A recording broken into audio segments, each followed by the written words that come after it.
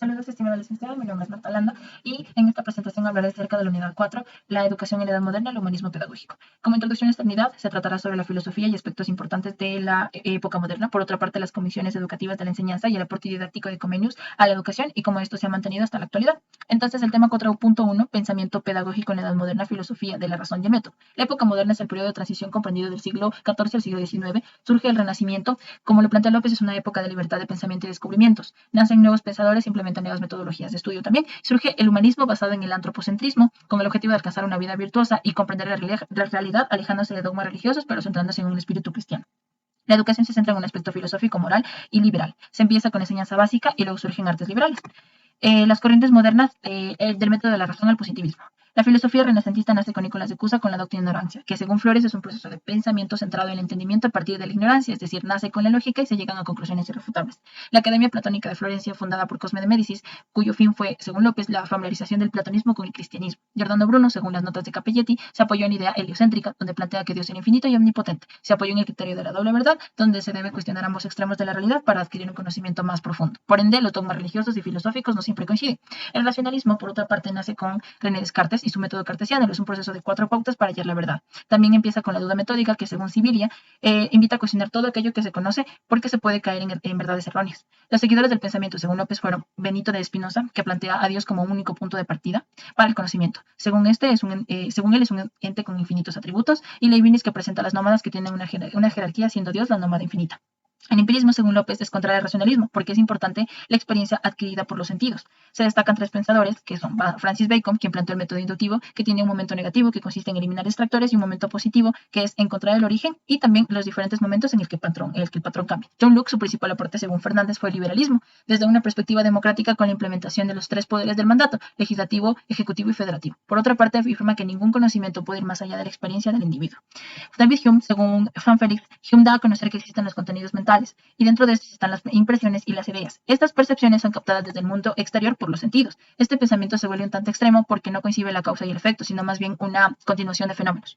La Ilustración sostenía que por medio de la razón era posible llegar al conocimiento y que la educación aportaba al desarrollo. Para Yuna Pineda, Rousseau fue uno de los principales representantes de la Ilustración y comprendía al ser humano como originalmente bueno, pero que se corrompía por la sociedad. Sin embargo, la sociedad misma podía reconstruirse mediante leyes efectivas. Además, la religión se trataba más de una luz interior y no de dogmas religiosos. El criticismo kantiano, por otra parte, según Villamo, su principal exponente fue Immanuel Kant, quien pretendía trascender al empirismo y al racionalismo. Kant concibe que la base de la ciencia lleva consigo a priori, que no depende de la experiencia, y posteriori, que nace de la experiencia.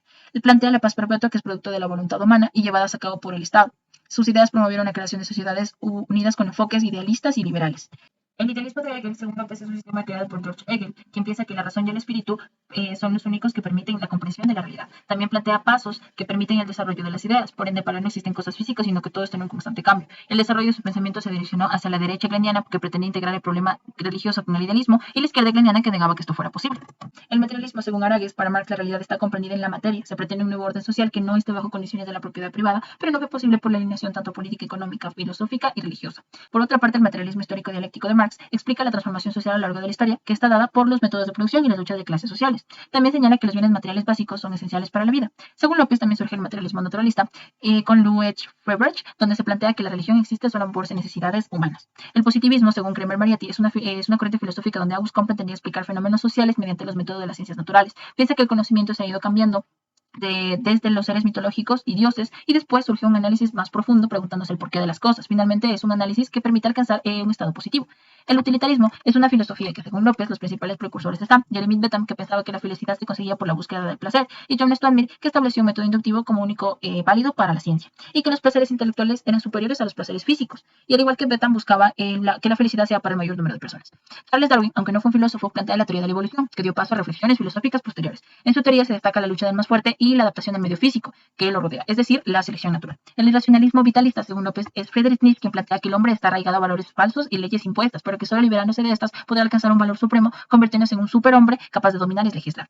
El tema 4.2, pensamiento pedagógico en la edad moderna, filosofía de la razón y el método. Según López, se plantea un humanismo que gira en torno a un hombre más complejo y no solo biológico. Los pedagogos se observan como individuos libres e independientes y la educación se vuelve más dinámica y eficiente. Las convicciones educativas en la enseñanza. Según López, las convicciones son reflexiones profundas sobre un tema en particular, las cuales dan por hecho y luego se pasan pasan a ser influencias marcadas en la vida de las personas. Convicciones educativas. Estas esencialmente sirven para orientar la práctica docente y el desarrollo integral de los estudiantes. Las convicciones religiosas son creencias religiosas y van de acuerdo a las convicciones de cada persona. Las convicciones filosóficas y o morales se refieren a las distintas percepciones que el ser humano logra adquirir con respecto a la humanidad y la sociedad. 4.3. El surgir de la didáctica. La didáctica, según Fernández, es un conjunto de técnicas artísticas y habilidades creativas que son ejecutadas por el docente con el fin de crear un aprendizaje significativo en el estudiante. 4.4. Comenio, el activista de la didáctica magna y sus ideas pedagógicas. Comenio, según Fernández, es considerado el padre de la didáctica y como lo plantea en su obra Didáctica Magna, sus principales aportes son el método pedagógico basado en la inducción, la observación, los sentidos y la razón, la comprensión en vez de la memorización y la generación de escuelas incluyentes. Promueve el aprendizaje que empieza desde el hogar y decía que la educación permite el desarrollo de un país. Por otra parte, la igualdad de oportunidades en la educación era importante y que el docente también debiera ir a la par de la comprensión del estudiante. Pensaba que las escuelas deben ser áreas recreativas y atractivas para el estudiante. En conclusión, el Renacimiento fue un punto de transición muy importante en la historia. Los pensamientos filosóficos fueron evolucionando uno tras otro y han sido la base para aspectos sociales, políticos y económicos de la actualidad. El humanismo, por otra parte, permite la trascendencia del ser humano y la didáctica de Comenio reúne varios aspectos importantes del sistema educativo y que por eso se convirtieron en la base del modelo educativo actual.